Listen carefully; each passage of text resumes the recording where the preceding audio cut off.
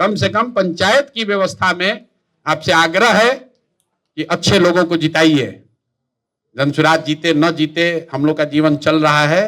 आप इस गांव में रहते हैं, आप इस व्यवस्था में रहते हैं, हमको बहुत कष्ट होगा, हम छोड़ के चले जाएंगे, यही तो हो सकता है। आपको यहीं रहना है। 13 करोड़ लोग छोड़कर बिहार नहीं जा सकते हैं। 1 करोड़ से ज्यादा लोग मजदूरी कर रहा है। किसी राज्य का इतना आदमी बाहर 10, 12, 15 हजार रुपया मजदूरी के लिए नहीं जाता है। कोई नहीं सोच रहा भाई गुजरात में 7 करोड़ आबादी है, क्यों बिहार के 10 लाख लड़के जाकर सूरत और जामनगर में फैक्ट्री मजदूरी कर रहे हैं?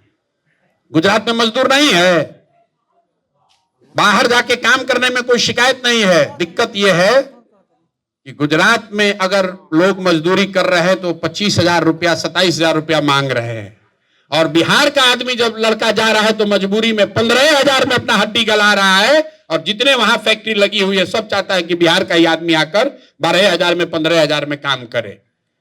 बिहार के हर ब्लॉक में, हर जिला में लेबर कॉन्ट्रैक्टर हो गया है, जिसका यही काम है अपना यहां से लड़का जुटाओ, ट्रेन में ला दो, उसको जामनगर में, सूरत में पहुंचाओ। एक तरीके से जो पुराने जमाने में कहना नहीं चाहिए, स्लेव ट्रेड होता था। लोग पकड़ के लोगों को गुलाम बनाकर भेजते थे मजदूरी करने के लिए, वही स्थिति है। आप चलिए हमारे साथ गुजरात में जामनगर चलिए, जहां ये रिलायंस की फैक्ट्री है, रिफाइनरी है। कम से कम 3-4 लाख लड़का बिहार का वहां काम कर रहा है। सूरत चलिए, एक अकेले सूरत में 5 लाख से ज्यादा बिहार का लड़का काम कर रहा है। पूरा मोरबी के एरिया में जहां सिरेमिक टाइल्स वगैरह बनता है, सब बिहार के बच्चे अपना हड्डी गला रहे हैं, क्योंकि वो काम करने वाला दूसरा कोई नहीं बचा है। बिहार का ही लड़का खाली जाकर वो काम कर रहा है। कोई समझने को नहीं तैयार है। न समझिएगा, इतना बड़ा राज्य, इतना बड़ा आपकी पृष्ठभूमि, आपके पूर्वजों ने यहां से पूरे देश में राज किया है, और यहां का आदमी अपने बच्चों को मजदूर बनाकर अपना पीठ ठोक रहा है। इस बात का अफसोस है। हमको लोग कहता है भैया हंसते नहीं हैं। कैसे हंसे, कैसे हंसे? कहता भैया नेता है, आपको मुस्कुराना चाहिए। कैसे हंसे जब देख रहे हैं कि 1 करोड़ लोग हम लोग के इस राज्य के लोग अपना हड्डी गला रहे हैं 12-15 हजार रुपए के लिए, जो कि यहां बैठे बैठे व्यवस्था हो सकती है। खाली मूर्खता में अपने बच्चों का आप ध्यान नहीं रख रहे हैं, इसलिए नहीं हंसते हैं। क्या हंसना है? हंसे तब जब बिहार की कोई अच्छी बात हो।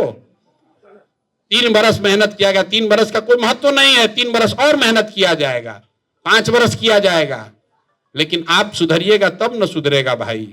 सिर्फ प्रशांत किशोर की लड़ाई नहीं है, ये आपकी सबकी लड़ाई है, आपके बच्चों की लड़ाई है। सुधरिए, समाज को जगाइए, तभी काम बनेगा, न तो बनने वाला नहीं है। प्रशांत किशोर आए, प्रशांत किशोर जाए, 100 को प्रशांत किशोर आ जाएंगे तब भी नहीं सुधार होगा। लोगों को जगना होगा, अपनी चिंता करनी होगी। आदमी सोच रहा है कि हमारा लड़का तो पढ़ के होशियारे हो जाएगा, हम काहे फेरा में पड़े। आपका लड़का भी वापस नहीं आएगा। आपका लड़का भी पढ़ लिख कर वापस चला जाएगा तो इस फेल स्टेट में वो भी नहीं आने वाला है, क्योंकि यहाँ पर कोई ना जॉब का अपॉर्चुनिटी है, कोई बीमार पड़ जाए तो उसके इलाज का व्यवस्था नहीं है। तो जो पैसे वाले हैं, जो सोच रहे हैं कि हमारा लड़का तो बाहर पढ़ रहा है, हमको क्या चिंता है, उसको भी उतर। जब जहाज डूब रहा है तो उस पर बैठा हुआ हर आदमी डूबेगा। सिर्फ पलायन जो है, बेरोजगारी जो है, ये सिर्फ गरीबों की समस्या नहीं है, बिहार के हर परिवार की समस्या है।